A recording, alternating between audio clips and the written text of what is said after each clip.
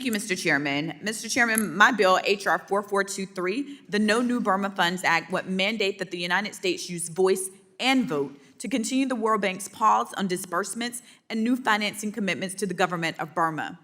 This pause was initiated after a military coup overthrew the democratically elected government of Burma in 2021. As you may know, over 4 years ago, the democratically elected leaders of Burma's ruling party, the National League for Democracy, was overthrown by the Tatmadaw, Burma's military.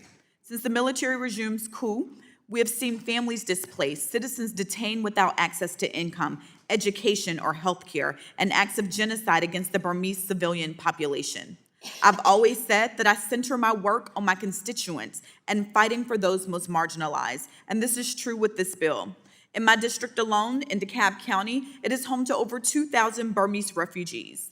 In another life, prior to my congressional service, I was a public school teacher, and I had a student who was a Burmese refugee. Chit Yen's story was empowering, and it was a stark reminder that not only do we have an obligation to help those, no matter their zip code, but we have a duty to help those, no matter where they are on the globe.